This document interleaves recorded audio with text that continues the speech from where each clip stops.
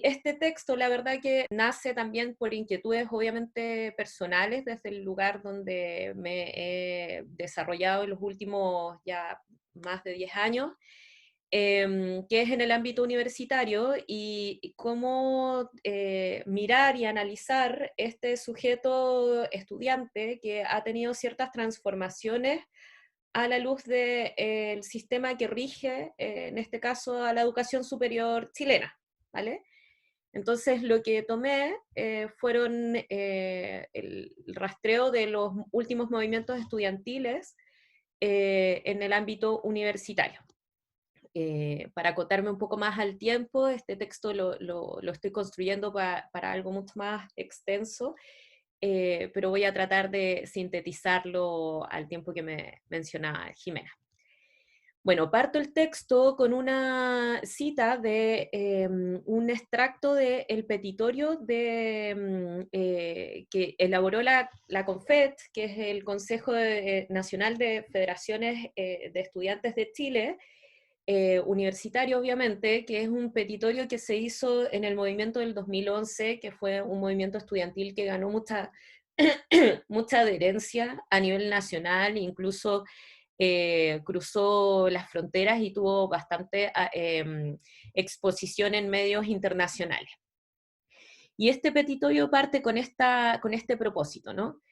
Construir un proyecto de educación garantizado constitucionalmente como un derecho social, universal, en todos sus niveles, fundado en un sistema de educación pública, democrática, pluralista, gratuita y de calidad, orientada a la producción de conocimiento para un desarrollo integral e igualitario y a la satisfacción de las necesidades de Chile y de sus pueblos. Esta cita, como les mencionaba, abre el petitorio del movimiento estudiantil universitario del 2011, que fue conocido como la primavera del 2011.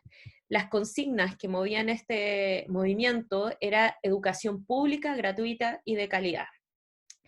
Y estos estudiantes universitarios lograron transformar la agenda política del primer gobierno de Sebastián Piñera, actual presidente de Chile en su segundo gobierno. Sus demandas se resumían en educación gratuita, fin al lucro, democratización, fin al endeudamiento, al autofinanciamiento y un acceso equitativo. Tras 30 años de la principal reforma a la educación efectuada por la dictadura cívico-militar, recordemos la reforma del 81, un movimiento social de la mano de estudiantes universitarios alteraba el statu quo de un sistema neoliberal que ya se había estabilizado y que mantenía hasta ese momento una sociedad atomizada y despolitizada. Mediante marchas multitudinarias, tomas de universidades, asambleas triestamentales, intervenciones urbanas y presencia en redes sociales y medios, los universitarios con una alta adhesión social lograron transformar la agenda política, llegando incluso a conquistar el Congreso con la llamada bancada estudiantil, que se mantiene hasta el día de hoy. Este movimiento produjo efectos a corto y a mediano plazo. Por un lado, diversificaron las fuerzas políticas partidistas que hasta ese entonces se distribuían en un duopolio que agrupaba a la derecha y a la centroizquierda. Para quienes nos acompañan de otras latitudes, el Chile Vamos es la coalición de la centro-derecha y la Concertación en ese entonces, o la actual nueva mayoría, sería como la centro-izquierda, si pudiéramos denominarlo así. Y por otro lado, lograron concretar parcialmente sus demandas y las demandas no alcanzadas por los secundarios en el 2006 con la Revolución Pingüina, que fue un movimiento estudiantil anterior que también tuvo mucha adherencia, pero era del movimiento estudiantil de los secundarios. En el año 2014, en el segundo gobierno de Bachelet, se materializaron las reformas educativas más importantes efectuadas en postdictadura. A nivel escolar, se promulgaron una serie de reformas que apuntaban a eliminar el lucro en la educación, el copago de las familias y la selección, fortalecer la educación pública y potenciar el desarrollo docente. Y a nivel universitario, se promulgó la ley de gratuidad en la educación superior, se ampliaron los beneficios estudiantiles, becas y créditos, y se avanzó en la democratización de la participación estudiantil universitaria. Ambos movimientos estudiantiles lograron dislocar parcialmente la estructura del sistema educativo, un triunfo que rápidamente perdió fuerza tras los ajustes implementados con posterioridad con las reformas que acompañaron la Ley General de Educación a nivel escolar y con la ampliación de la subvención del Estado a nivel universitario hacia instituciones privadas no tradicionales y tras la instalación de un conjunto de mecanismos de gestión basados en lógicas propias del management.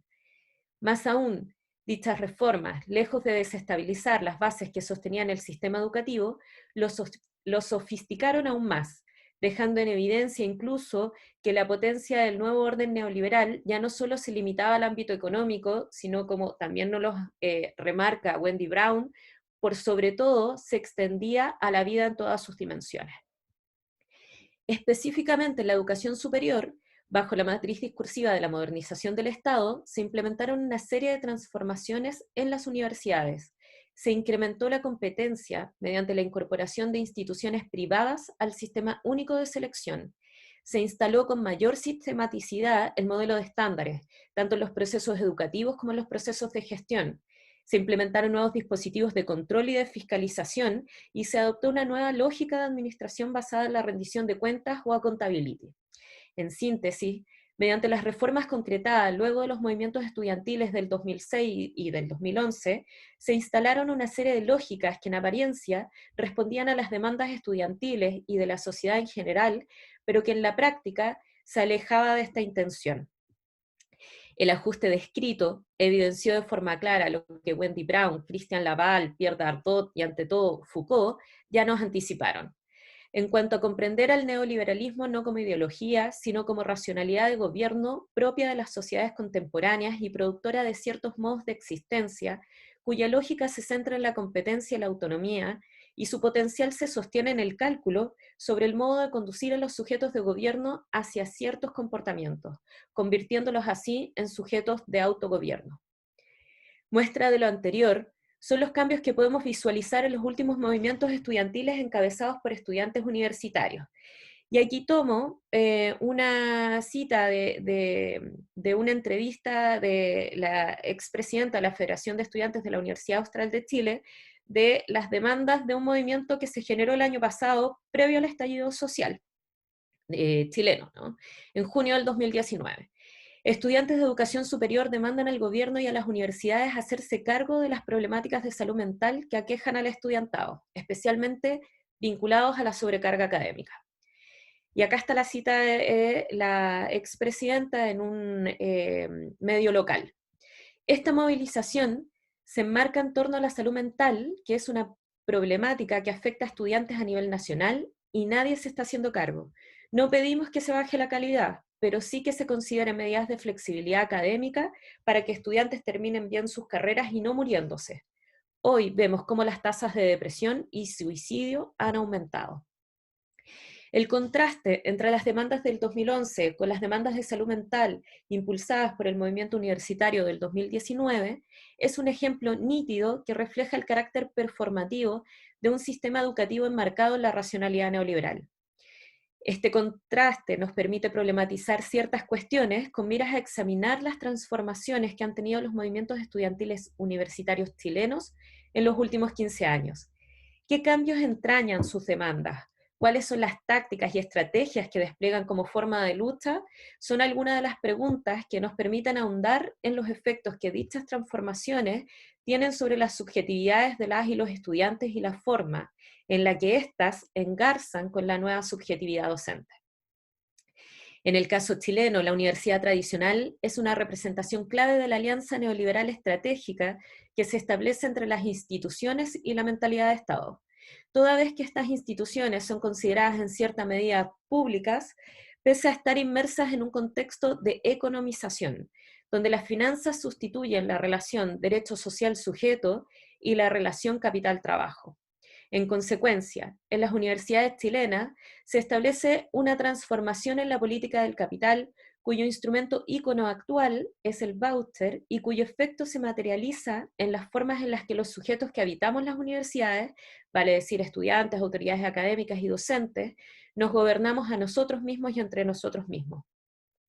Por tanto, no se trata solo de mirar críticamente las políticas gubernamentales que regulan el funcionamiento de estas instituciones de manera interna, sino que debemos analizar también las lógicas en las que se relacionan sus agentes y las formas de producción junto con la reorganización del trabajo.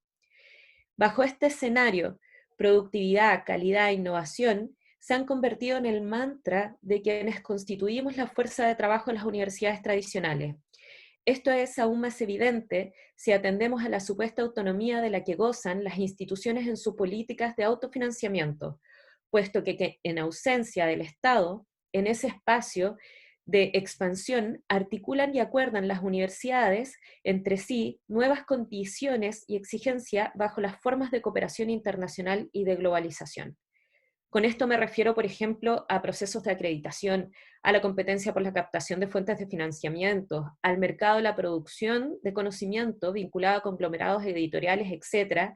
Y ahí les recomiendo mirar también trabajos con los que dialogué en este texto con el proyecto Fondesit de Carla Fartela, que ha estado mirando la subjetividad docente.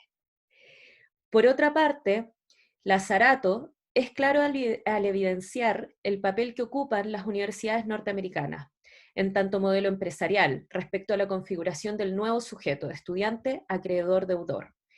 En base a las altas cifras de estudiantes que arrastran millonarias deudas contraídas con las universidades, Lazzarato nos advierte sobre los efectos que la deuda como tecnología de poder y por tanto de subjetivación conforma una de las estrategias neoliberales centrales que reemplaza incluso la relevancia de garantizar un derecho social como el derecho a la educación. Si bien la realidad chilena no dista mucho de los ejemplos que Lazzarato expone con detalle, sí existen ciertas particularidades que, como buen experimento del neoliberalismo, es interesante mirar, especialmente si incorporamos a la ecuación los triunfos de los últimos movimientos universitarios, entre los que destacan la ley de gratuidad de la educación superior, la ampliación de becas y beneficios estudiantiles y la disminución de intereses en los créditos universitarios.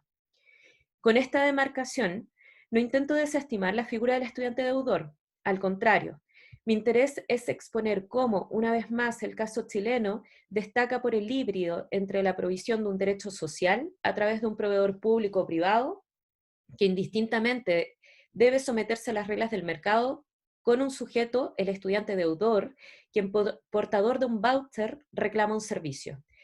Este sujeto actúa en un escenario en el que, dependiendo de cómo juegue sus cartas y de cuántas posibilidades de juego tenga, deberá moverse estratégicamente ante la actual diversificación de beneficios estudiantiles económicos. Optar por la gratuidad, por becas y o créditos es una determinación que cobra tanta o más relevancia que las asignaturas a cursar en un semestre. Es aquí donde la figura del empresario de sí, propuesta inicialmente por Michel Foucault en El nacimiento de la biopolítica y posteriormente desarrollada por Nicholas Rose, tomará particular relevancia. Reconociendo la importancia política y social de las demandas estudiantiles, así como de las subsecuentes reformas alcanzadas, en lo que resta quiero poner el foco de atención en los modos y efectos que esta racionalidad neoliberal ha generado en la relación entre los movimientos estudiantiles, el sistema gerencial y de financiamiento que gobierna hoy las universidades tradicionales. Esta sección la titulo La trastienda de las demandas estudiantiles y ocupo la figura de las garantías de retorno, que es una figura que surge posterior al movimiento del 2011, que tras cada término de movilización, las federaciones de estudiantes se sentaban a negociar con la rectoría y establecían literalmente garantías para deponer la movilización, las garantías para retornar. Al igual que el sistema escolar a partir del año 81, las universidades denominadas tradicionales experimentaron profundas transformaciones delineadas por lo que algunos autores llaman la nueva gestión pública. Liberadas al mercado y mandatadas a modernizar sus sistemas de gestión bajo un espíritu empresarial, las universidades pasaron de ser proveedoras de un derecho social, como es la educación, a transformarse en una institución prestadora de servicios educativos.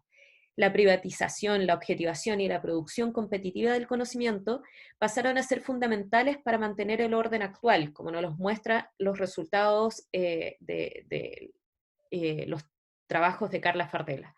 Así, la alianza estratégica entre las universidades y el Estado quedó supeditada a los principios de mercado en su financiamiento y a los principios de eficiencia y accountability en su gestión. Esta transformación de las universidades se hizo extensiva tanto a quienes demandan la prestación del servicio, vale decir estudiantes, como a quienes constituimos la fuerza de trabajo, los académicos. En tal sentido, se modificaron las formas en las que los actores que integran la comunidad universitaria se relacionan y en dicho proceso se transformaron en verdaderos empresarios de sí. Aquí la figura del empresario de sí cobra un uso práctico. Esto porque el estudiante actual, bajo la imagen del emprendedor, nos permite rastrear las relaciones entre las múltiples formas en las que hoy se ejerce el poder y en cuyas prácticas se configura este modo particular de subjetividad que articula, por un lado, la dimensión política contemporánea, centrada en la autonomía individual y del mercado, la dimensión institucional en cuya organización y diseño imprime premisas y objetivos a quienes la componen, y por otro lado, una dimensión ética que establece los parámetros de funcionamiento individual basados en el mérito.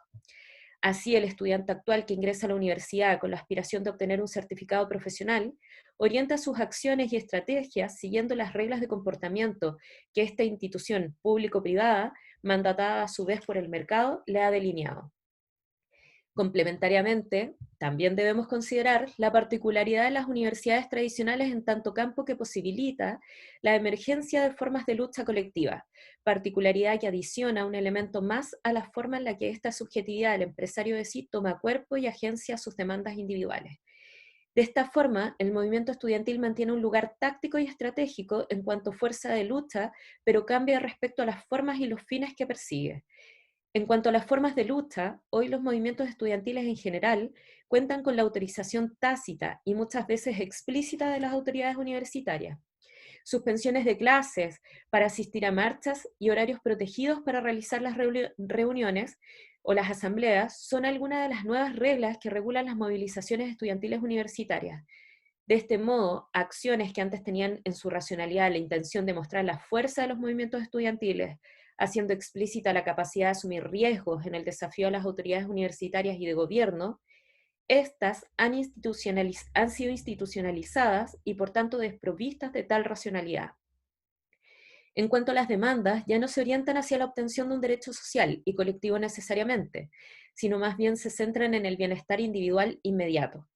Específicamente, el trasfondo de las demandas por salud mental se orienta a la búsqueda de mayor autocontrol sobre la posibilidad de gestionar sus propias metas y la obtención de herramientas para lidiar con los desafíos que se interponen en el alcance de sus proyectos y de la realización individual. Bajo esta óptica, resulta comprensible el viraje que tuvieron las demandas estudiantiles hacia el reclamo de mayor atención en clave médico-psiquiátrica y en concreto la sobrevaloración que que se le ha otorgado a lo terapéutico como técnica que mediante la maximización de las capacidades y la responsabilización por la propia vida aseguraría el dominio y la autonomía sobre el sí mismo. Ahora bien, si asumimos el alto valor político que la gubernamentalidad contemporánea se le atribuye a la autonomía, a la responsabilización, a la realización personal y a la posibilidad de elegir, no nos debiese sorprender esta emergencia de subjetividades empresariales como las aquí descritas. Retomando la noción del estudiante deudor, vemos que Lazzarato lo describe bajo la subjetividad del gerente de sí. En sus palabras, este sujeto no solo se considera a sí mismo un capital humano que debe valorizar mediante sus propias inversiones los créditos que toma para estudiar, sino que además se siente obligado a actuar, pensar, comportarse como si fuera una empresa individual. Por tanto, subjetivados como empresarios de sí, los estudiantes emplean en sus relaciones interuniversitarias lógicas propias de la empresa. De esta manera, se instala como parte de la micropolítica de los movimientos estudiantiles un lenguaje propio del mercado y sus prácticas derivadas. Medidas de flexibilización al término de las movilizaciones, garantías para deponer la movilización, marcha blanca de evaluaciones con letra chica, negociación sobre las condiciones de aprobación de asignaturas al costo mínimo, por ejemplo, exhibición con nota mínima, garantías de no reprobación y de no eliminación, entre otros. Al mismo tiempo, vemos denuncias al CERNAC, efectuadas por estudiantes y sus familias, por el servicio descontinuado no prestado.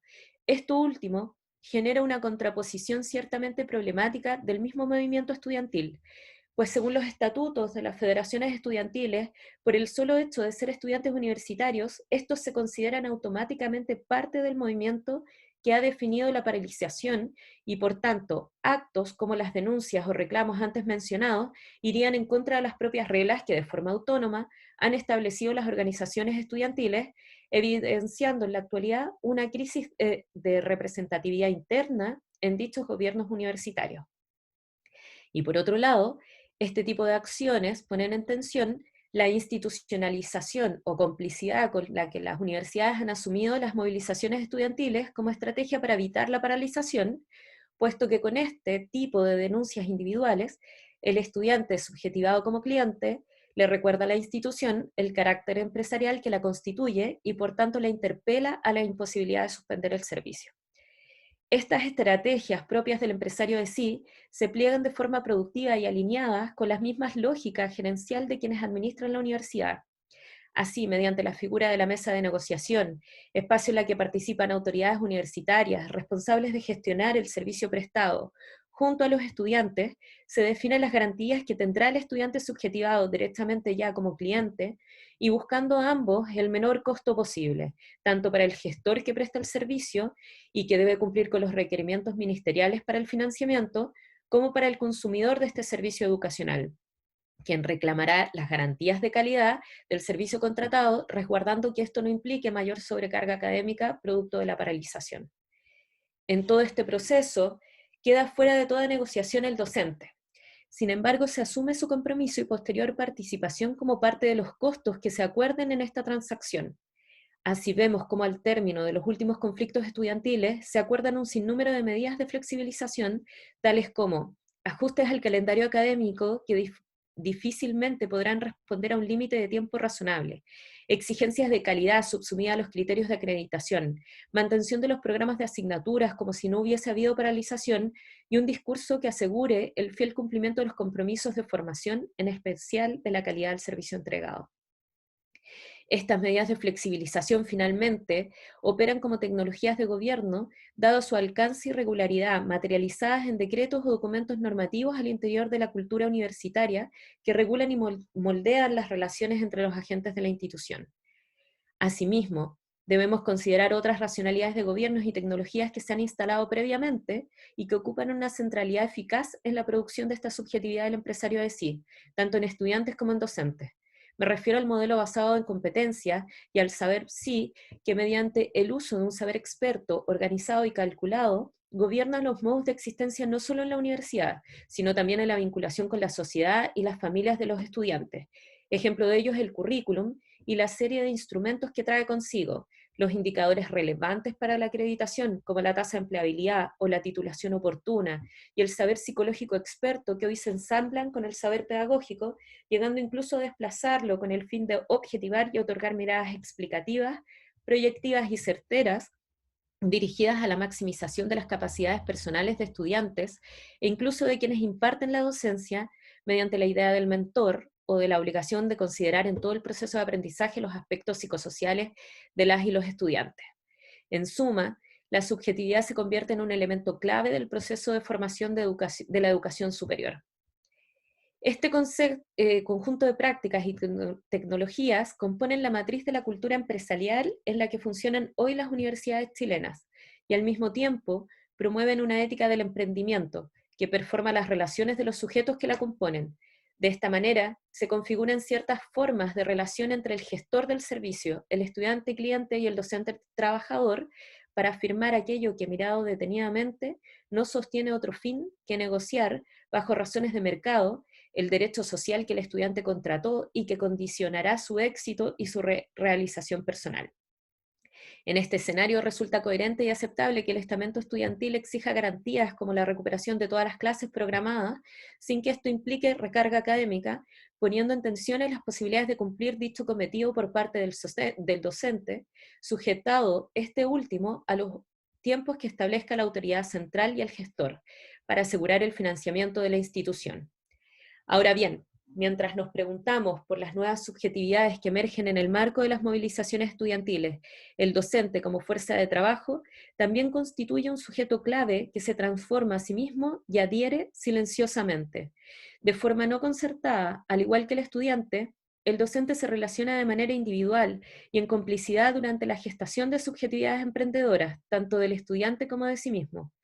Pues tal como ya he señalado, la cultura empresarial que da vida a la universidad actualmente establece un modo de gobierno que seduce a quienes la habitamos, convirtiéndonos en agentes autónomos, cuya realización basada en la autoexigencia, excelencia y logro ha moldeado una subjetividad académica caracterizada por los efectos que la literatura ampliamente ha descrito: establecimiento de metas individuales por sobre las colectivas, intensificación y extensión del trabajo académico, sintonía entre la autorrealización y los objetivos de la institución, desprofesionalización del trabajo docente, por mencionar algunos de los resultados de las publicaciones de Carla Fardela y de otros autores. Finalmente, ante estas mutaciones contemporáneas de las universidades, donde lo empresarial define las reglas que gobiernan la vida cotidiana, quisiera orientar nuestra reflexión ahora hacia un camino que permita rastrear y entrever ciertas fisuras que se distinguen en estos procesos. Vale la pena entonces interrogar hasta qué punto la matriz discursiva del emprendimiento será la que en mayor medida sostenga las relaciones al interior de las universidades. ¿Bastará con modificar las formas de financiamiento para transformar dichos modos de comportamiento? Bueno, lejos de pretender anudar los hilos de discusión expuestos, mi intención en este texto fue rastrear algunos elementos que pudiesen aportar al campo de los estudios de gobernamentalidad y con ello abrir el debate no desde una afuera, sino desde una posición inmersa en el dispositivo académico. Pues tal como anticipé, una de las cualidades propias del orden neoliberal es su carácter extensivo y performativo. Este carácter no solo sujeta, como nos dice Stephen Ball, a quienes gobiernan o a quienes las políticas dicen representar, sino que interpela a quienes nos integramos como una pieza más del engranaje del sistema universitario actual, a generar modos de gobernarnos entre nosotros mismos. Ciertamente se producen nuevas subjetividades y hoy es relevante observar cómo lo performativo se extiende hacia la relación sujeto-estudiante, sujeto docente, trabajador. Agradezco la presentación y simplemente lo que quisiera como plantear es cómo ves, cómo percibes esta tensión que existe en un grupo de estudiantes, en una generación, si se puede decir, del estudiantado que por un lado, tal como lo han mostrado, se ha convertido de a poco, o se ha investido de una subjetividad clientelar, de una subjetividad eh, de consumidor frente a la educación, ¿ya? Y sería interesante en ese sentido como pensar en términos como muy cotidianos, en términos muy de aula, cómo se conforman, cuáles son las conductas o las prácticas en que se manifiesta esta subjetividad clientelar en el estudiante de educación superior principalmente, pero a la vez lo que quiero plantear es cómo ese mismo grupo es el que está a la vez presentado o también está inscrito dentro de un relato como la generación que desafió el orden neoliberal. Entonces parece que estamos entre los mismos sujetos que por un lado son los que saltaron el torniquete, la generación valiente, que hizo aquello que las generaciones anteriores no han podido desafiar, pero sin embargo en un momento de la educación superior o al interior como estudiantes, digámoslo así, se comportan como clientes y asumen todo este discurso del empresario de sí. Simplemente instalar esa tensión. Gracias. Es interesante esta imagen del portador de un voucher, ¿no? Porque de alguna u otra manera tonifica la idea del empresario de sí en una dimensión un poco diferente. Pero el empresario de sí tiene que ser necesariamente alguien más activo, ¿no? El portador de un voucher es un agente dinamizador de un cierto mercado, de un cierto management, en una forma mucho más de cliente que de emprendedor. Entonces, es bastante interesante esta imagen del portador de un voucher. Podía desarrollarse un poco más. Pero yo lo que te quiero preguntar, Marcela, tiene que ver con las disputas, los quiebres, ¿no? Porque a veces con el enfoque de la gubernamentalidad tendemos a ver demasiado robustas las lógicas de gobierno. Entonces, ¿cuáles son los quiebres? ¿Cuáles son las disputas? ¿Cuáles son los contrasentidos, las luchas que se están generando a ese nivel? Lo que tú logras ver, lo que tú puedes ver. Nosotros hemos atestiguado hace poco quizás el mayor quiebre en el consentimiento político de la población respecto al modelo neoliberal hace algunos pocos meses.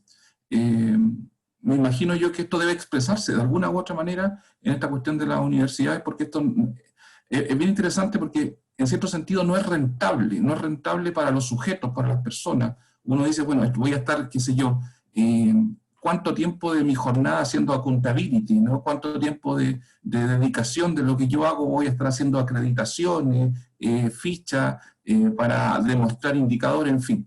en cierto sentido no es rentable, ¿no? Hasta cierto punto no es rentable tener una cantidad de recursos humanos, de capital humano incorporado en estos modelos y estos procesos. Entonces, no es rentable, digo, para los sujetos terminan haciendo quiebre con esto, termina habiendo cortocircuito. Entonces quería proponerte ahí, a ver si podías ver qué ves tú, qué sospechas, qué alcanzas a lograr sobre los quiebres, las disputas de esta trama. Primero, me siento completamente reflejada como profesora de una entidad privada desde hace más o menos 20 años, 15 años, yo creo que llevo, pero cada vez, digamos, como más consistente eso que tú describes. Entonces, quería, digamos, afirmar que en Colombia, digamos, en esta situación global pasa lo mismo, ¿no? Como que se pierde la especificidad, eso me parece que es un rasgo interesante como de ese mecanismo global que está empezando a coger una fuerza. Y mi pregunta digamos, un poco en el sentido de dos frentes. Uno que me interesa, pues que me ha interesado y me ha inquietado con esto y es, bueno, si bien es un proyecto individual, ¿por qué se vuelve un proyecto masivo? ¿Qué hace que se vuelva si no es colectivo? Pensaba en Freud, a Jimena y a mí que nos gusta el tema de la salud mental y bueno, hemos tenido esta formación, pues yo pensaba y he estado mirando estos fenómenos de masa que describió Freud, ¿no? Entonces, ¿cómo digamos, podés explicar eso de que a pesar de que es un dispositivo individual, se vuelve un fenómeno masivo, ¿no? Inclusive evocaba la imagen de la invitación a la presentación y bueno, son masas, ¿no? Son movimientos masivos que empiezan a generarse pero tratando de reivindicar un derecho individual, ¿no? Entonces, y además interrogando el tema del derecho, no es un derecho lo que se está reivindicando, porque ese es el discurso que se moviliza, que logra movilizar una base, y lo último que diría es, bueno, ¿en qué se enraiza eso? Porque ahí cae un poco todo, ¿no? Por lo menos en nuestro escenario cae la derecha, la izquierda, el centro, bueno, el demócrata, un poco como que logra caer ahí todo el mundo atrapado desde su posición política en la diversidad, homogeneizando en esa masa todas las disparidades políticas que pueda haber. Entonces me parece interesante meterse en esa textura también como pregunta, ¿no? Si la puedes retomar. Gracias. Y algo que en algún minuto estuvimos explorando, ¿no? Que es la particularidad de la organización estudiantil a nivel legal y a nivel estatutaria, ¿no? Ahí hay algo súper interesante, que a pesar de todo lo que describe Marcela y estas mutaciones, no se ha transformado en los años.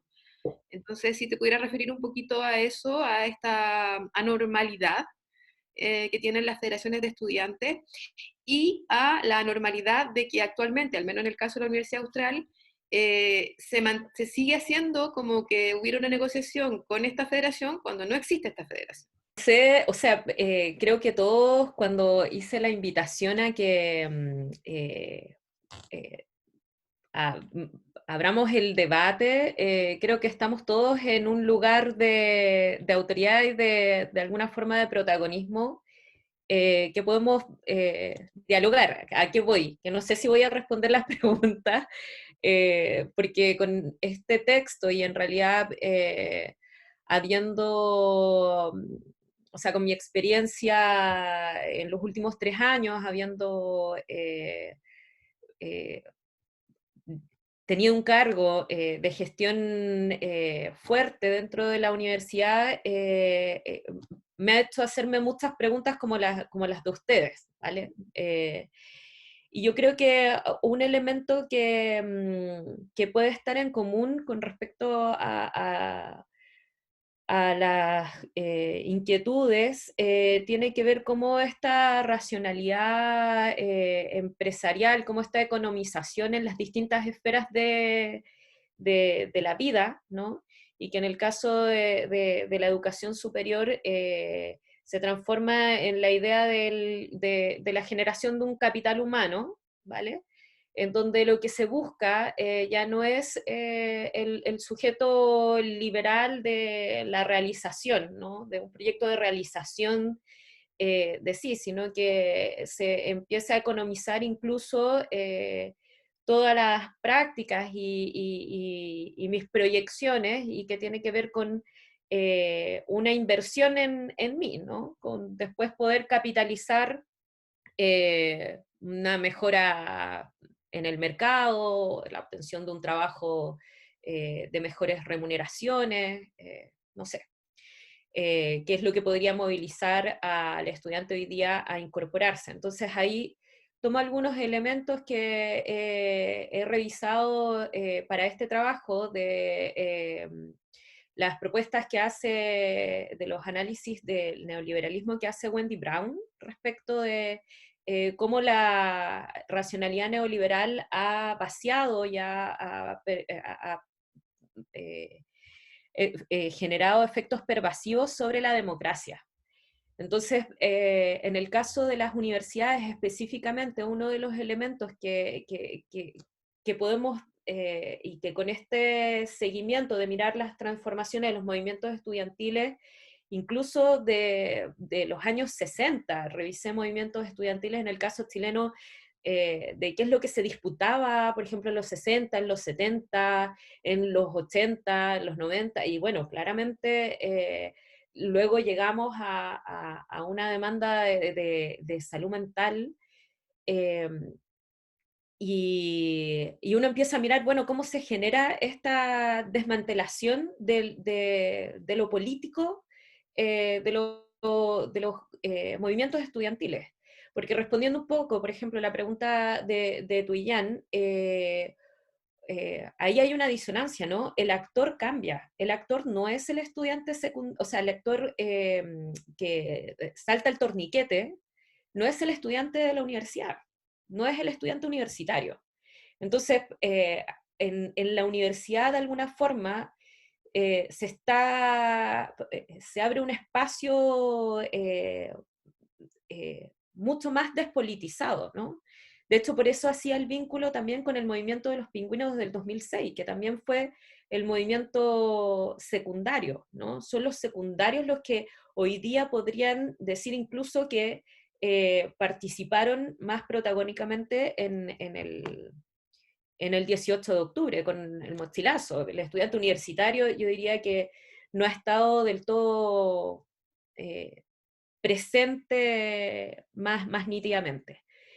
Pero yo creo que, y a mí lo que me preocupa es cómo las universidades volcándose a, a una gestión y a un gobierno interno también propio de lo empresarial, también ha vaciado el fin de la misión de la universidad, que tenía que ver con no solamente formar profesionales, sino que era formar seres humanos, formar sujetos, formar ciudadanos, formar ciudadanos que puedan moverse en lo público, en lo democrático, con otros valores que hoy día la universidad los ha permutado por la tecnificación, ¿no? Por orientar los currículum al entrenamiento laboral, a cómo venderte mejor, a cómo generar talleres para, por ejemplo, hacer tu currículum para postular un trabajo, ir a una entrevista, etcétera, ¿no? Como en el rollo del emprendimiento. Entonces, en ese contexto veo que, por una parte, las universidades han, de alguna forma, han estrechado sus currículum, los han desprovisto como de todo este saber humanista, ¿sí? Que ya lo vemos más evidentemente también en la educación escolar, y ligado del tema del voucher, y ahí tomando un poco lo que Adam planteaba, que me parece interesante remirar eso del portador del voucher, porque ahí lo que yo veo con el tema del financiamiento es que hay una particularidad en el caso de las universidades chilenas tradicionales, ¿no? Que efectivamente con el 2011 y con la ley de gratuidad independiente, que puede ser una ley súper cuestionable, pero hoy día los estudiantes acceden a una mayor cantidad de beneficios. No estamos hablando del estudiante universitario norteamericano altamente endeudado, o con menos posibilidades de acceso a beneficios estudiantiles como hoy día algunas universidades, como por ejemplo la nuestra, tiene. más del 80% de nuestros estudiantes tienen beneficios estudiantiles que están traducidos más en becas que en créditos, ¿vale? Entonces, esto del voucher también empieza o sea, se mantiene como en la subjetividad, ¿no? Las universidades compiten por ese estudiante, pero el estudiante en sí mismo lo subjetiva de otro modo. Por eso yo hablo de las cartas que juegan, ¿no? Un estudiante empieza a mirar las posibilidades que tiene en términos de financiamiento y, y en eso invierte mucho tiempo, invierte gran parte del tiempo. ¿Sí?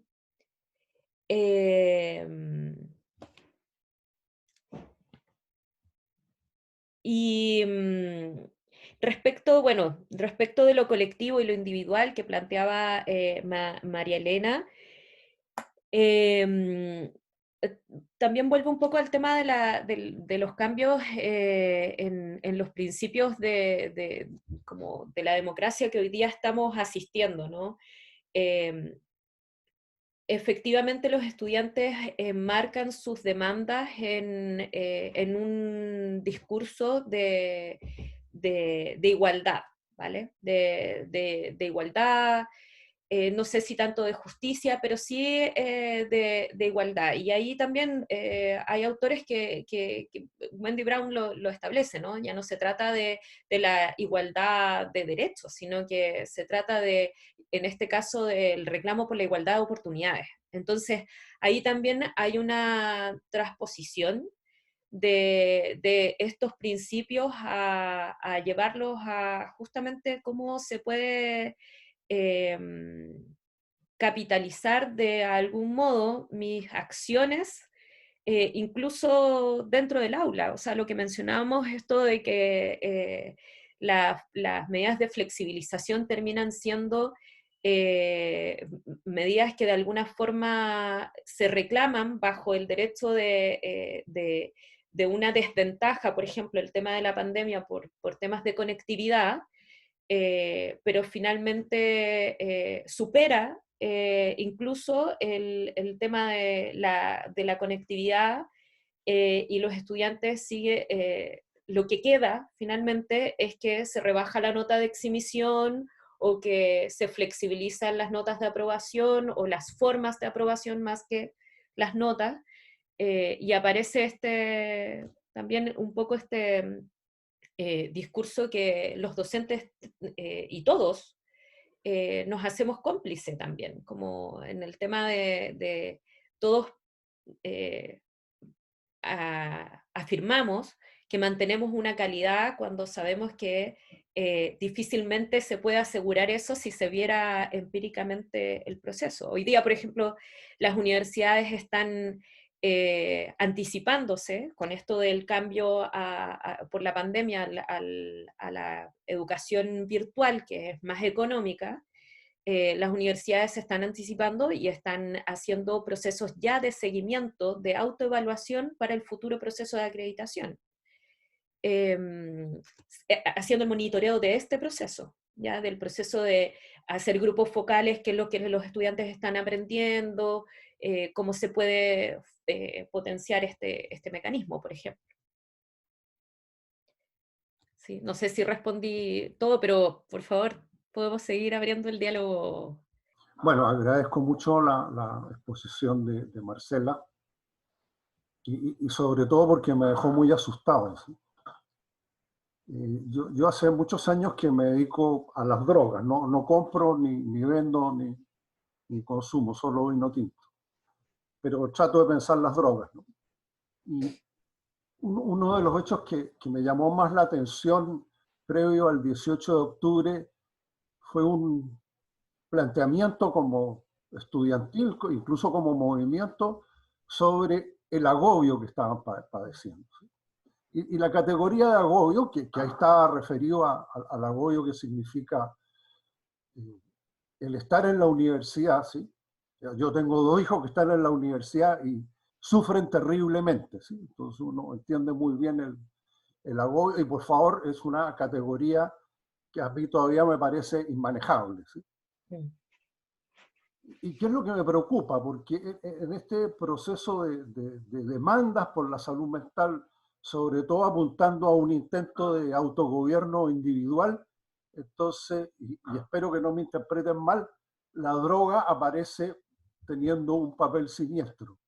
Y sobre todo, y yo he luchado toda mi vida súper adulta por esto, es el tema de la autogestión del consumo de drogas, ¿no? Entonces, no sé si me explico, mi susto, y ese es el sentido de la pregunta, Marcela, es hasta dónde esta apertura frente a las drogas, que es una apertura más bien académica, políticamente sumamente bloqueada, obviamente por la derecha, pero también por los sectores de la izquierda, ¿no? Hasta dónde hay aquí una trampa gigantesca, ¿no? Y hago la comparación, yo sé que alguien se puede enojar, pero en el fondo es la situación que padecen las mujeres con el consumo de psicofármacos. O sea, cómo las mujeres controlan su vida cotidiana y responden a su vida cotidiana con consumo de psicofármacos que en Chile está muy poco estudiado, pero yo lo estudié, o sea, tuve la información hace 10, 15 años atrás de lo que estaba pasando en Francia y era realmente espantoso. ¿Sí? Consumos con curvas exponenciales, ¿no? O sea, bueno, eso. Disculpe que meta mi tema, pero... En mi calidad de jefe de carrera de psicología, me siento absolutamente reflejado, compañera, con su trabajo.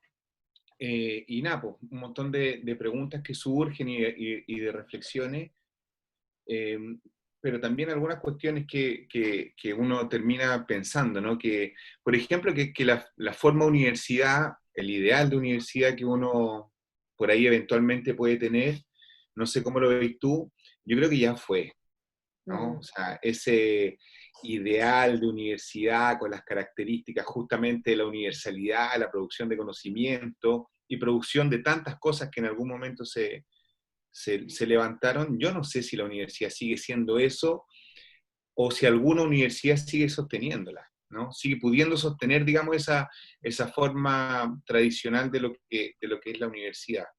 Yo particularmente confieso, un poco en la línea de lo que decía Iñaki, confieso participar de la universidad a veces con mucho gusto, pero también las más de las veces agobiado, ¿no? Las más de las veces agobiado.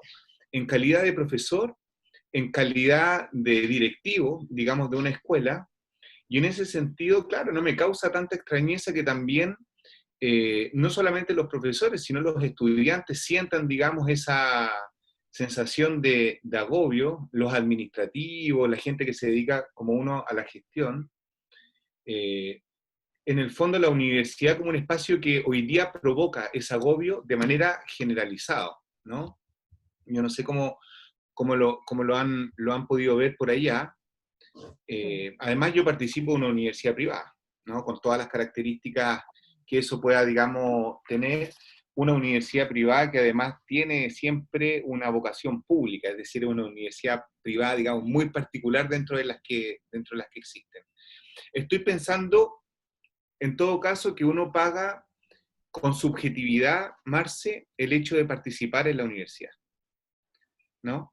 Y cuando digo pagar con subjetividad, claro, digo que se involucran entonces muchos elementos de la vida de los actores, de los hombres y mujeres que participamos de la universidad, se paga muy caro el costo, para los profes, para los estudiantes. Y entonces me pregunto, ¿qué herramientas tienen las universidades para tramitar ese costo que no se reduce a la cuestión monetaria, ¿no? A propósito de estas racionalidades que tienen un impacto en la subjetividad. Por una parte, entonces, ¿cuál es la experiencia en tu caso y en tu universidad de cómo tramitar, digamos, o cómo se ha venido tramitando este cúmulo de situaciones que han vuelto más difícil la vida universitaria, más compleja? Y te lo pregunto, y con esto cierro el comentario, ¿por qué? Porque siempre, por lo menos lo que a mí me ha tocado ver, Marce y colegas, es que el estudiante queda muy mal parado. El estudiante en el contexto de las movilizaciones, de los acontecimientos, no sé qué, siempre queda como el malo de la película, y efectivamente queda como el malo de la película en el sentido de que encarna este rol que tú muy bien has graficado a propósito de la figura del endeudamiento, el estudiante que siempre pide más, que pide el plazo, que no quiere estar en las salas de clases, que pide la semana de marcha blanca, que no respeta acuerdos, o que habiendo logrado acuerdos, después a la semana siguiente vuelven a paralizar. Hoy día el paro y la toma es la primera medida, cuando ayer acuérdense ustedes, era la última medida. Entonces, claro, ahí está bien poner el foco, digamos, de alguna manera en los estudiantes, pero yo también diría que los profes cambiamos, ¿no? Sí. O sea, que los profes que habitamos hoy día la universidad no somos los mismos profesores que aquellos que habitaron la universidad ayer. Entonces, nada, Marce, ¿cómo lo ves, digamos? O sea, nada. Ya, voy a retomar un poco el comentario que a mí también me parece súper interesante y atingente, lo que nos menciona Iñaki, respecto al tema de las drogas, del agobio, y lo voy a conectar también con lo que planteaba María Elena, respecto a este cambio entre lo colectivo y lo individual. Una de las cosas que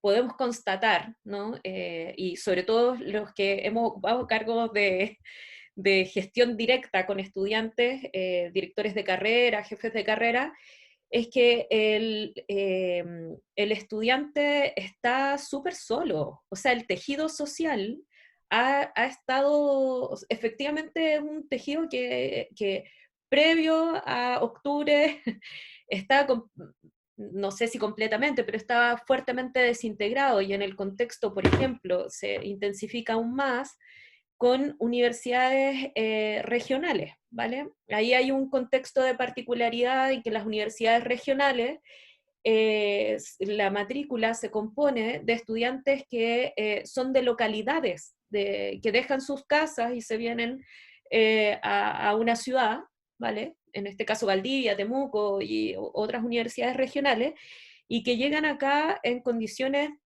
súper precarias también, y que las redes que pueden conformar con sus pares, como el cuidado entre sí, y que uno podría esperar que en el marco de los movimientos estudiantiles eso se afiance, se potencie, por ejemplo, en una paralización, en una toma, en una marcha, en asambleas, pero paradójicamente, por lo menos en lo que mi experiencia me ha entregado y lo que he podido recuperar también con otros investigadores, ahí Jimena hacía alusión a la pregunta que nos hicimos en el núcleo de investigación, donde empezamos a mirar justamente qué es lo que estaba pasando con los movimientos estudiantiles y los procesos democráticos internos.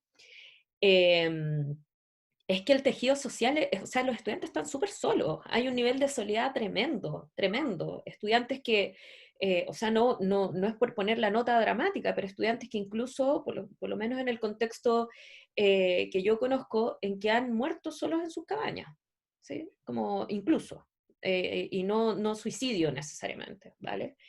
Y bueno, y ahí lo vinculo con el tema de salud mental, y efectivamente entonces empieza a cobrar fuertemente, se empieza a agudizar mucho más las patologías de salud mental, ¿no? Como el estrés frente a un término de semestre, o la intensidad que nos generaba frente a un término de semestre, hoy día se transforma en trastorno del sueño, en trastornos adaptativos, y que finalmente el estudiante vuelca también a demandar a la institución que tienen de mayor cercanía, a la institución respecto de también un sistema de salud súper precario, ¿vale?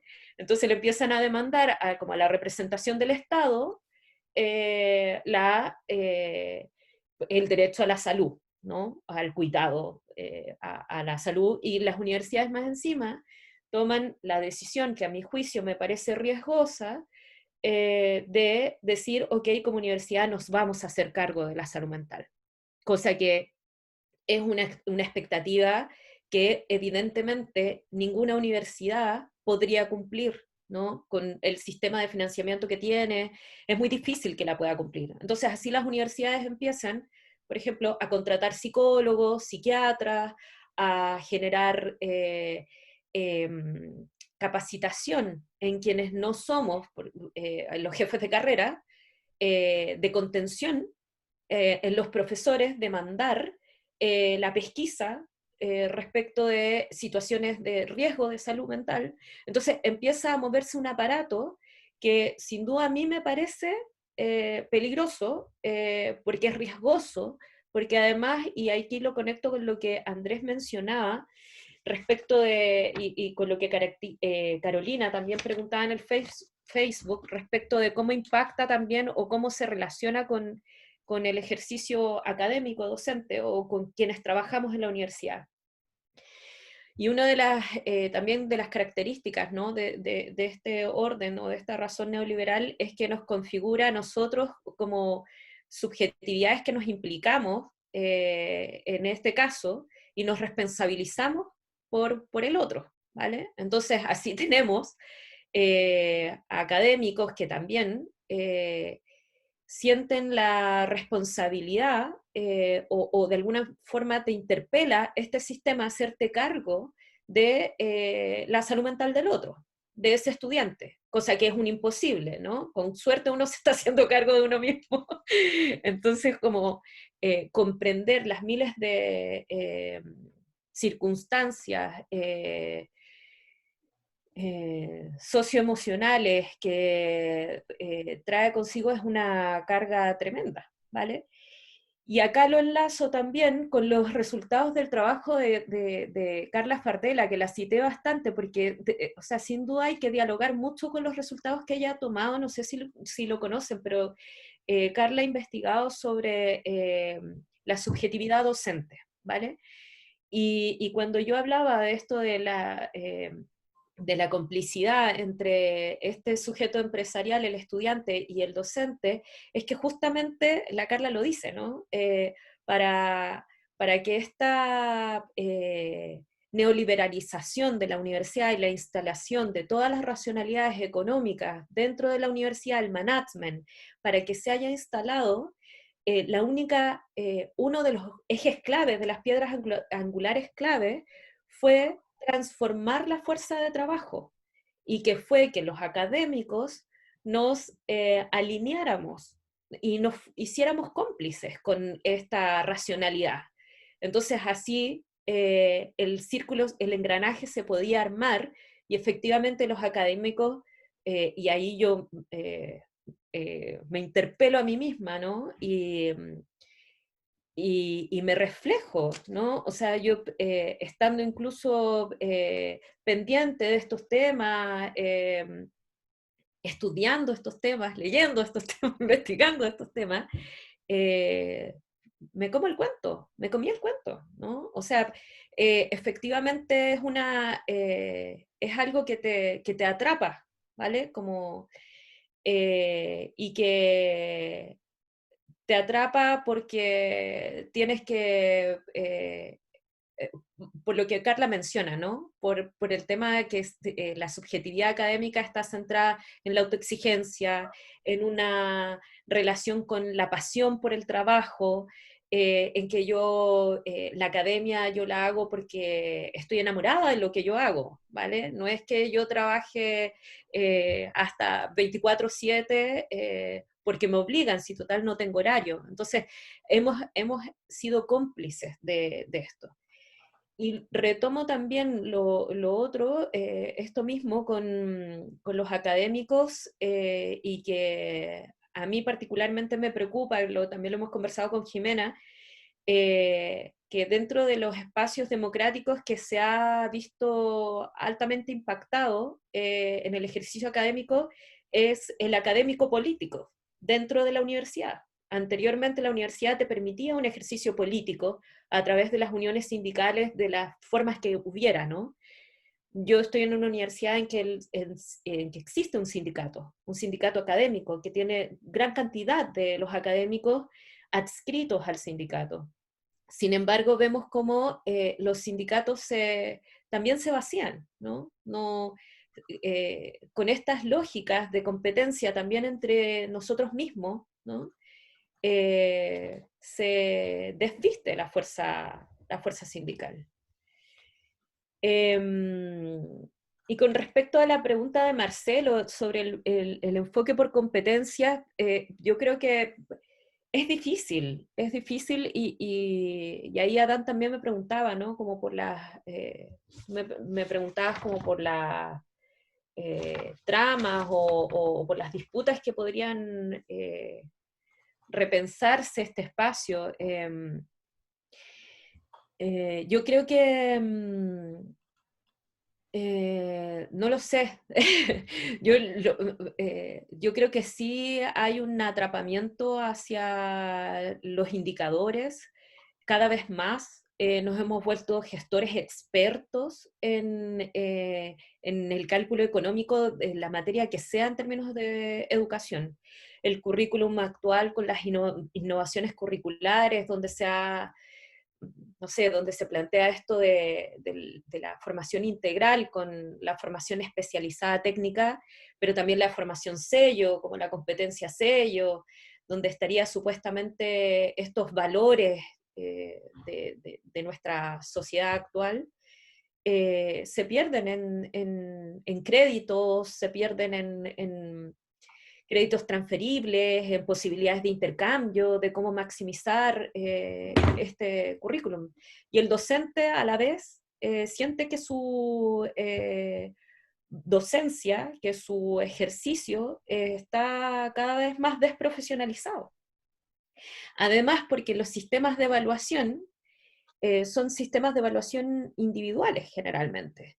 Y los sistemas de evaluación hoy día, en el caso de la docencia, por ejemplo, se han tornado principalmente a un sistema más bien de popularidad, ¿no? Más que, o sea, probablemente va a estar muy mal evaluado el profesor que es muy exigente o que te... o el profesor antiguo, me refiero, como el que la vara de la exigencia la mantiene por sobre todas las cosas, el que te hace pensar, el que te tensiona a razonar por sobre todo, va a ser más mal evaluado probablemente que el profesor carismático, el profesor que se vincula, el profesor que es más empático, el profesor que es más cercano, independiente, y el profesor que a lo mejor tenga mayor flexibilidad en términos académicos, pues el que te deje entregar los plazos, el que mueva los plazos, el que, no sé, sin reducirlo, pero lo que quiero mostrar es como ejemplos amplios, ¿no? Es mucho más complejo lo que lo estoy diciendo.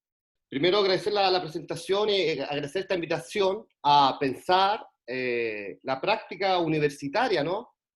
Interrogar, pensar, reflexionar sobre la práctica universitaria en el sentido de sus contenidos, de sus racionalidades, ¿no? De las lógicas que sustentan un modo de operar, que sustentan un modo de actuar, que norman o guían las subjetivaciones, ¿no? Las subjetividades constituidas, pero a los distintos actores, estamentos que hacen parte del mundo universitario, ¿no? Porque aquí hay una interrogación, creo, de los contenidos, de los actores, en ese sentido, del actor académico, pero también hay una interrogación sobre el actor estudiantil también, ¿no? Entonces, así yo lo percibo. Lo otro, también reconocer que se produce, también reconocer el hecho de que se esté haciendo investigación, o si es como eso, validar eso y también validar aquí sobre este tema, y que una cuestión de género, lo digo en el sentido de asumir también, de que reconocer que las condiciones de producción de investigación para hombres y mujeres en el campo académico son distintas, ¿no? Son más dificultosas para la mujer por las tareas que se le asignan, los roles de género que se le asignan, y eso repercute en la experiencia universitaria, y de eso tenemos que hacernos cargo. En ese sentido también, muy reconfortante también esto. Lo otro que estaba pensando, a propósito de la mención de Carla Fardela, también por la tradición de que acá en Chile se ha constituido también, por ejemplo, los trabajos de 2012, ¿no? El Descampado de Raúl Rodríguez con Maximiliano Tello, también decirlo ahí, con Willy Tay produciendo, yo creo, también personas, gente, ¿no? Mencionarla en el tema por la universidad en particular, pensando, ¿no? Luego, respecto de los contenidos, sí, pues ahí está cómo estamos inmersos en el tema neoliberal, ahí concuerdo contigo, concuerdo también con los antecedentes internacionales respecto al tema, el problema de la deuda, ¿no? Lo enlaza muy bien, creo que ahí nos permite dar una panorámica, pero también que para explicar el problema de los estamentos académicos y de los estamentos estudiantiles. Lo penúltimo, entonces. En ese sentido, porque la cuestión acá, que después del 18 de octubre, y esto lo hemos conversado, me parece que no, pero no está de más, de mi parte al menos, insistir en ello, de que después del 18 de octubre y después de esta experiencia de la pandemia, ¿no? Acá la cuestión no pueden seguir siendo lo mismo, ¿no? No podemos. La sexualidad que sostiene la sociabilidad chilena no puede continuar siendo lo mismo y no lo va a hacer. Entonces, sobre todo en estos espacios críticos debemos avanzar hacia esa reflexión también. Y porque cuando hablamos de la reproducción de los patrones que nos impone la vida universitaria, ahí donde lo que planteo es que debemos repensar el lugar que tiene la academia, el mundo universitario en sí mismo, este proyecto heredero, ¿no? De una tradición occidental, europea, medieval, después ayornada con la ilustración, con la modernidad, y para el caso latinoamericano también adornada con el colonialismo, ¿no? Y después esta universidad republicana, esa idea de puesta al día con la universidad moderna, y para terminar, huevón, en la universidad neoliberal, o sea, ¿qué me estás diciendo? Espacio de formación, de ese carácter. O sea, si no nos interrogamos para avanzar en la formación de la práctica universitaria, creo que nosotros mismos estamos cayendo en la trampa de la reproducción, ¿vale? Entonces, sobre todo acá, pues si hasta no sé, pues, si hasta la vida se hace socialdemócrata, o sea, y creo que en ese tono hay que mantenerlo, el tono de la crítica, porque la universidad chilena neoliberal de 18 de octubre es la misma que decía, no lo vimos venir.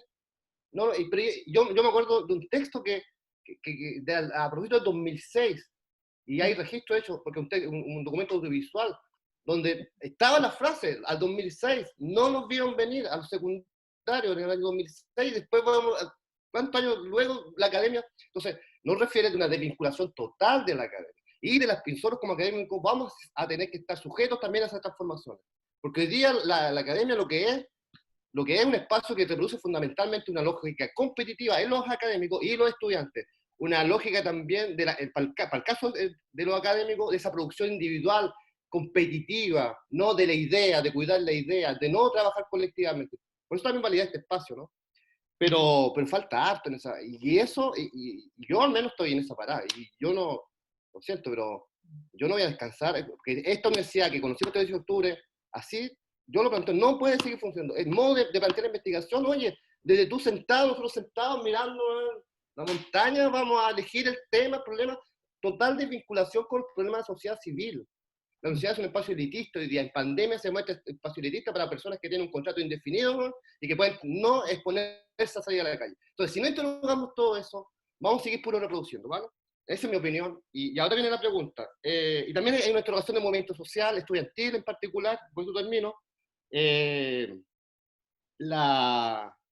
Y creo que también, en ese sentido, también valido el gesto crítico, también interrogativo de nuestras propias prácticas críticas, no en el sentido de la práctica del movimiento estudiantil.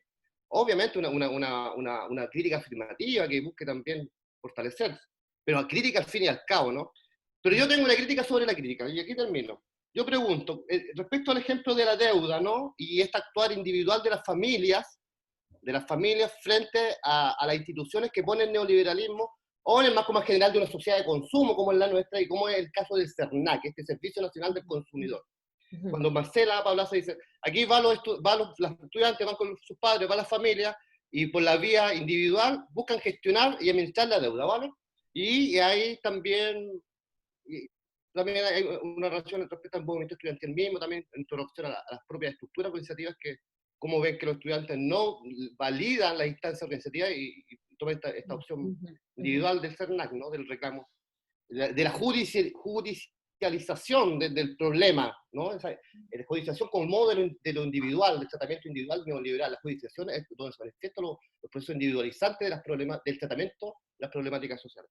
La pregunta es, y aquí como la pregunta como la discusión, porque aquí yo no comparto, yo con la Marcela Paulaza, en este punto, cuando dice, yo digo, se agota la acción de las familias demandantes, se agota, dicho marxistamente o altuserianamente, la pura reproducción del neoliberalismo cuando tú optas por eso. Y ahí viene la pregunta, y te pregunto, Marcela, ¿no hay posibilidad de también observar en alguna dimensión? O quizás no, porque yo quisiera pensar que sí hay una dimensión de agencia, y hay también una capacidad de agencia en los límites que te pone el neoliberalismo. Entonces, como ahí, yo te planteo esa pregunta, discusión respecto a si hay pura reproducción cuando va a esa familia, o si podríamos vislumbrar una capacidad de agencia, o definitivamente es pura reproducción, y yo estoy ya no aceptando si los argumentos los plantean así. Además del ámbito de la subjetivación, de las representaciones, en fin, hay una condición que habría que verificarlo en otros lugares, pero hay una condición del régimen de benedicción neoliberal al modo chilensis, que es muy particular, que es su relación con la ley, con los aspectos normativos, ¿no? Nosotros, por ejemplo, el ejemplo más claro es la Constitución, ¿no? Para cambiar, hay ciertos elementos marcos que hay que cambiarlos desde la Constitución. Esto no está en las ideas iniciales de Michel Foucault sobre estos temas, al contrario, habría como una especie de distanciamiento de la ley que nosotros vemos que se acerca. Y esto es súper importante para lo que estamos conversando, porque la relación entre ley de educación, marco nacional de cualificación, que no es propiamente tal un documento, no es propiamente tal una ley, pero sí un documento normativo de carácter técnico que sin embargo indica y que empuja tácitamente a asumir a todas las universidades un modelo de desarrollo educativo, es decir, competencia, desempeño, habilidades, cualquiera de los modelos de desarrollo. Esta relación normativa, ¿no? Porque se impone necesariamente, es una relación normativa que es muy particular y que hay que retomarla, más allá de los dispositivos de rendimiento goce, por ejemplo, de los que hemos conversado, de la cuestión de la subjetividad, de las representaciones, que me parece bien interesante, pero tenemos que incorporar esta cuestión porque en la medida de que no se quiebre la relación que hay entre ley, marco nacional de cualificación o cualquier otro documento técnico y la asumición obligatoria de un cierto modelo educativo, no podemos, mientras no haya ese quiebre normativo, podemos intervenir a nivel de las subjetividades mucho, pero no se puede modificar el esquema, ¿no? Eso es un tema. Y lo segundo, que yo creo, una cosa que había sugerido Marcela, y que también nos ha sugerido, ha estado ahí en la conversación, y que hay que plantearlo, yo diría, francamente hoy día, y es la cuestión del modelo de la universidad, la idea de universidad. Y no podemos en esta cuestión solamente caer en la nostalgia de una idea de universidad ilustrada, ¿no? O las propuestas de universidad integradora, democratizadora, que hubo en otros tiempos. Hay que pensarse la universidad de manera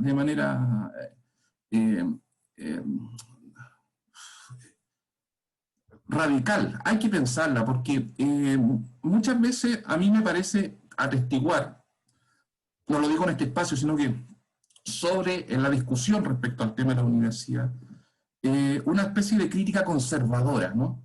Un poco como, siempre pienso para mí el modelo de la crítica conservadora es Lipovetsky, ¿no?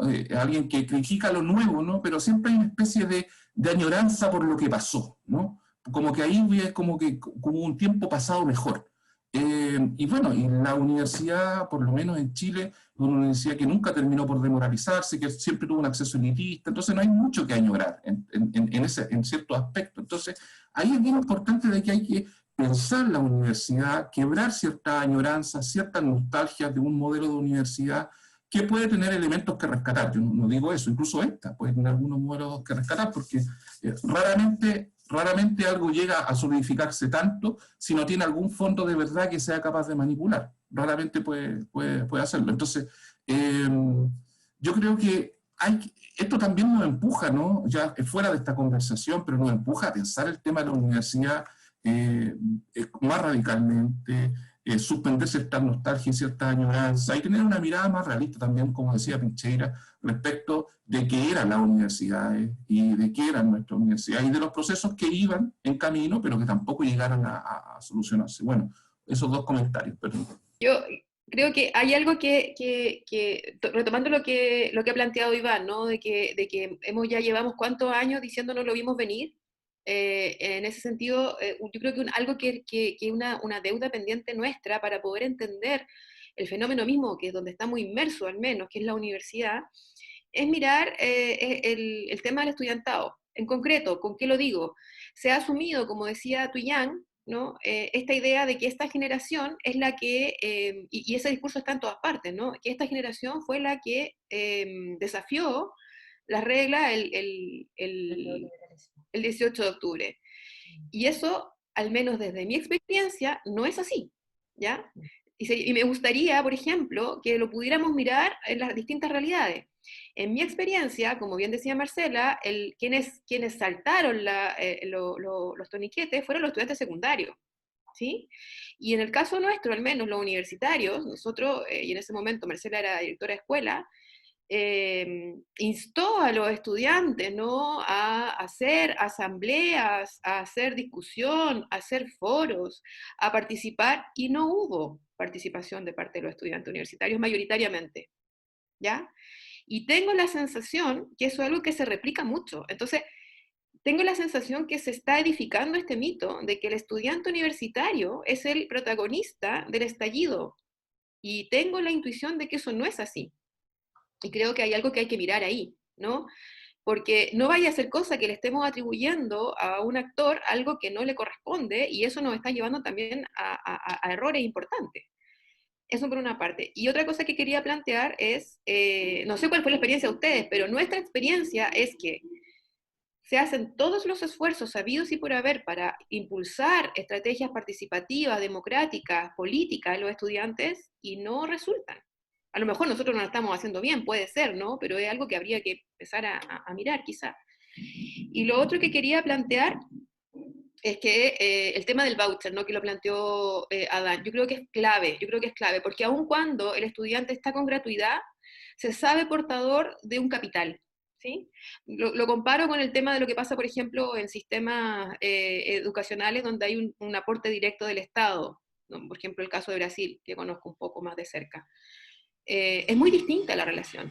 O sea, no es lo mismo una gratuidad mediada por un voucher, donde de todas maneras el estudiante es un consumidor porque es objeto de deseo, de captura, de matrícula, versus una universidad donde hay gratuidad también, como en el caso de Brasil, pero sin esta lógica.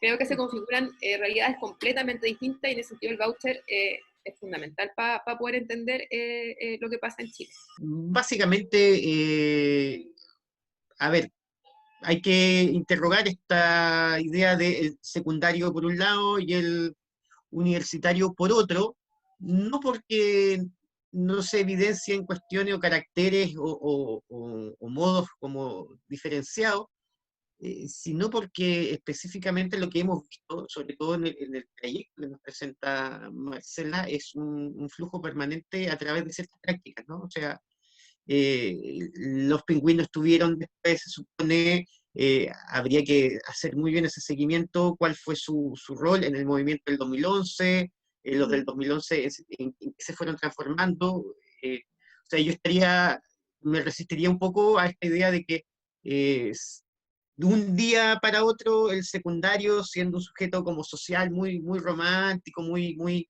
protagonista de la protesta, solamente por matricularse en la universidad pasa a ser un tipo que se pone el traje del emprendedor.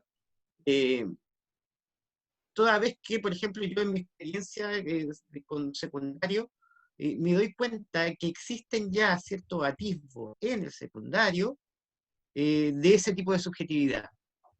Les pongo un ejemplo así muy concreto. En la escuela, sobre todo en cuarto medio, cuando yo hice clases en colegio hasta el 2018, los estudiantes presentaban justificativos de sus apoderados para poder asistir a los preuniversitarios, ¿ya? En los días de semana. O sea, se sentía que el colegio, el último año de colegio, era un estorbo para esta misión personal, para esta empresa de cada uno, que era después ir a la universidad. Y ahí, por ejemplo, a mí siempre me ha parecido curioso que esa instancia del universitario haya salido como libre de crítica en todo esto, pugnas por la cuestión como educativa. Si hay alguien que efectivamente lucra con la educación y lucra con un dispositivo en especial, que es la prueba de admisión universitaria, son los preuniversitarios. Pero a lo que voy, para terminar el comentario un poco disperso, es que habría que ver a través de qué dispositivo o en qué elemento se reconoce esta subjetividad y empieza efectivamente a ver esta transformación que llega a ser, tal como lo mostraba Marcela, un poco dicotómica, en tensión. Es el mismo sujeto que desafía el modelo neoliberal, el que también en cierto momento se pone el traje de cliente, y hay que discutir esa tensión. Y yo creo que la respuesta nos va a llevar a lo que señalaba Pinchero, o sea, al tipo de academia, al tipo en el fondo, de estructuras e instituciones de formación en las que habitan los sujetos. Así que bueno, muchas gracias de nuevo por estas intervenciones. He estado torpedeando varias cosas por el chat porque me parece un tema muy interesante y creo que también podría hacer muchas cosas como de manera dispersa también como en esta catarsis, pero me gustaría seguir a la lógica de Adán también, que es muy interesante como cuando volvemos a pensar en como los regímenes bidireccionales que están en la forma chilensis de la universidad neoliberal. Creo que es interesante que nos podamos interrogar respecto a cuáles son los profesionales que se adquieren el estatus de poder dirigir o de estar en el control, mando de una universidad. O sea, es cosa de pensar que son casos solamente exclusivos donde no hay ingenieros comerciales dirigiendo universidades en casos como en unidades trascendentales. Entonces, a mí me parece que además de poder establecer como la posición o la genealogía que va tomando este sujeto estudiante universitario, además hay que pensar como en una genealogía de cómo se empiezan a instalar ciertas racionalidades en la forma de gobierno de la educación superior en Chile, sobre todo desde 1990 en adelante. Es decir, en qué momento, por ejemplo, cobra relevancia la ingeniería comercial y los ingenieros adjudican todo ese espacio desde la formulación de proyectos en general hasta, por ejemplo, poder edificar todo un sistema que tiene que ver con la rendición de indicadores, con un modelo formativo basado en competencias que viene justamente del mundo de la ingeniería, entonces, todo ese entramado creo que nos dice mucho tanto de cómo repensar a los estudiantes como actores y cómo volver a darles ese carácter como de agencia que pareciera a ratos que lo criticamos, y segundo, también posicionarnos a nosotros como respecto a cuáles son estas estructuras con las cuales estamos disputando finalmente el hilo vertebral de la educación. Es decir, cuando pensamos la racionalidad, yo creo que es interesante que podamos interrogarnos en una genealogía, por ejemplo, de cómo se instalan las competencias, cómo los sujetos se subjetivan a través de estas competencias, cómo las internalizan y se creen el rollo, porque diciéndolo así formalmente, yo en el chat, por ejemplo, tiraba un comentario. En toda la historia del movimiento estudiantil en Chile, yo estoy seguro que no existe un momento de interrelación entre estudiantes de centros de formación técnica y estudiantes de universidad.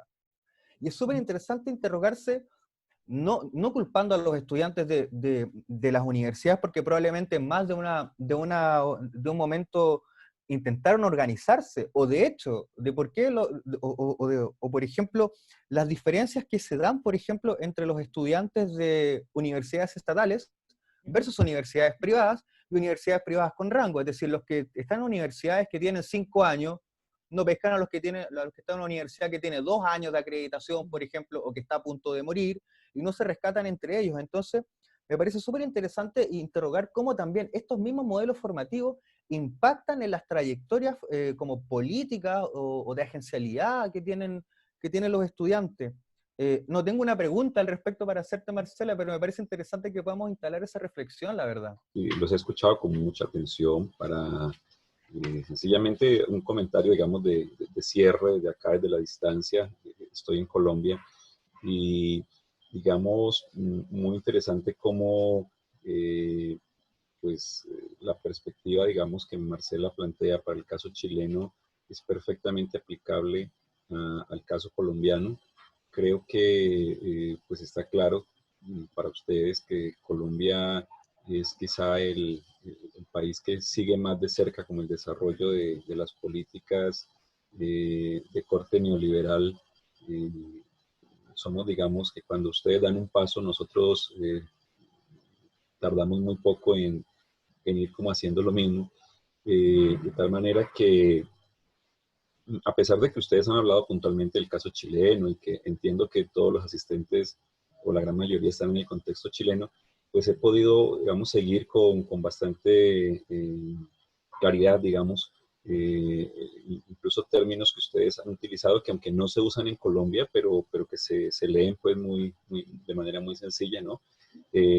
Quiero aportar sencillamente que en el caso nuestro, los estudiantes secundarios en Colombia no hay todavía, digamos, en este momento un proceso de participación significativo. En Colombia, las movilizaciones importantes que se han venido dando ha sido por parte de estudiantes universitarios del sector público, particularmente. Digamos que lo novedoso en los últimos años, en el 2018 particularmente, fue la vinculación de los estudiantes, una tímida participación de los estudiantes de las universidades privadas. No hemos logrado, digamos, procesos legales en términos de la gratuidad educativa. Colombia sigue siendo un país donde estudiar es costoso. La mayoría de los que lo estamos haciendo lo hacemos con créditos. Y bueno, digamos que muy interesante el planteamiento. Yo, digamos, he recogido con mucha atención autores que ustedes han referido, que Marcela ha referido, y muchos conceptos que verdaderamente me aportan muchísimo para el ejercicio que estoy haciendo, precisamente de pensar la subjetividad en los docentes, que es el desarrollo, lo que es la tesis que estoy, digamos, trabajando en este momento con docentes secundarios. Pero ha sido para mí muy importante el espacio y agradezco a Tuyan la invitación pues a participar de este espacio. Sencillamente quería como comentar eso, pues muchas gracias a ustedes y cuantas veces me quieran invitar pues haré lo posible por participar de este espacio. Bueno, algunos elementos antes de hacer el cierre final. Yo estoy de acuerdo con lo que plantea Iván y Adán, ¿no? Como esto, no sé si llamar la universidad, como radicalizar un poco la universidad, pero sí uno de los elementos que pudimos rescatar en esta pregunta que nos hicimos en el núcleo de investigación cuando empezamos a mirar los procesos de democracia al interior de las federaciones estudiantiles, hicimos entrevistas a distintos dirigentes estudiantiles que habían sido dirigentes estudiantiles en distinta época, un poco lo que mencionaba Tuyan de no mirarlo como de la noche a la mañana. Y a mí me tocó hacer varias entrevistas a estudiantes que participaron, que fueron de la Revolución Pingüina, que participaron en las federaciones en el 2011, estudiantes que participaron en distintos momentos, 2014, 2015, 2018, en ese momento. Y efectivamente yo diría que una de las, no lo explica todo, ¿no? Pero yo diría que hay dos elementos que son centrales para ver este cambio también. Uno, de verdad que tiene que ver con el espacio de formación ciudadana, que tanto en el currículum escolar como en la universidad hoy día no existe, ¿no?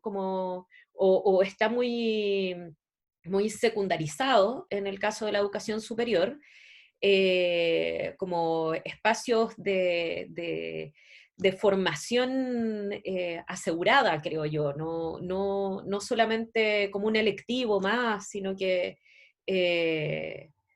como un espacio que se intencione de manera permanente, ¿vale? Sobre todo con los últimos comentarios que hacía Luciano respecto de la centralidad que toman disciplinas como la ingeniería, como la tecnificación del conocimiento, como hacerme más técnico, ¿ya? Los estudiantes hoy día reclaman la necesidad de ganar técnicas, incluso en las humanidades, ¿no? Cómo hacer una clase más eficiente, si yo me estoy formando como profesor, ¿no? Como la tensión entre el saber disciplinar y el saber pedagógico, etc.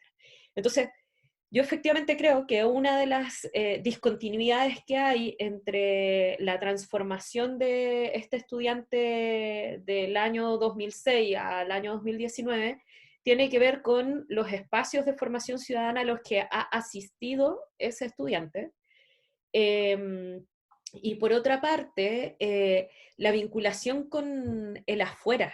Ese era otro de los elementos que, y yo creo que ahí como universidad, como académicos, también nos interpela a nosotros mismos, ¿no?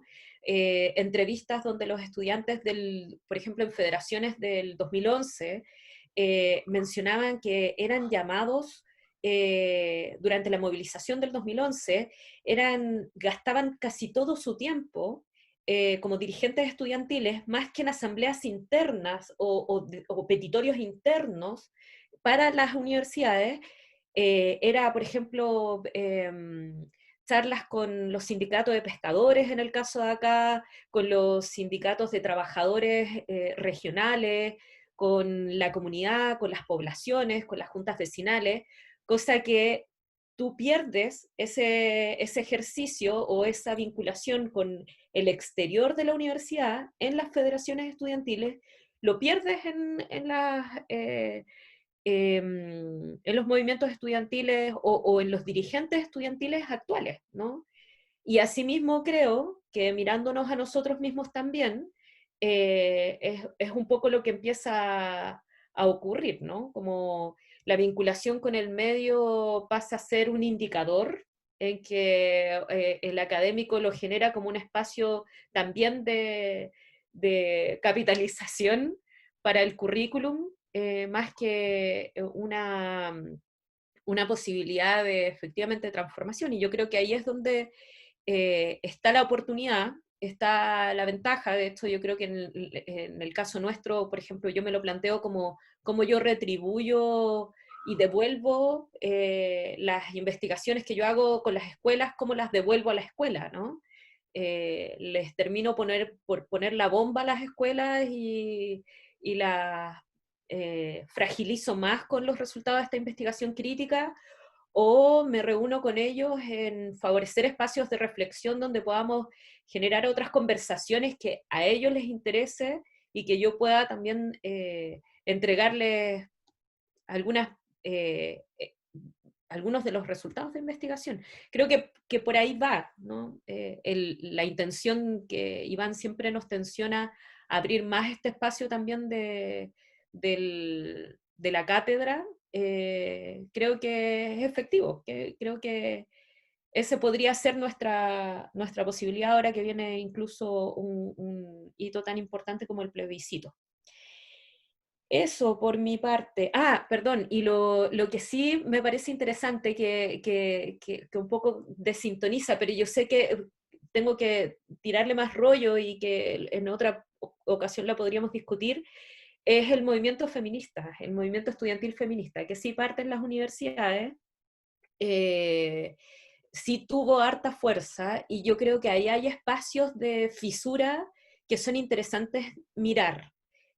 No es que se escapa totalmente, evidentemente, pero yo creo que sí en el movimiento feminista, en el movimiento estudiantil feminista, sí hay cosas que podemos recurrir para enriquecer este proceso, ¿no? Como para mirarlo como una especie de salida.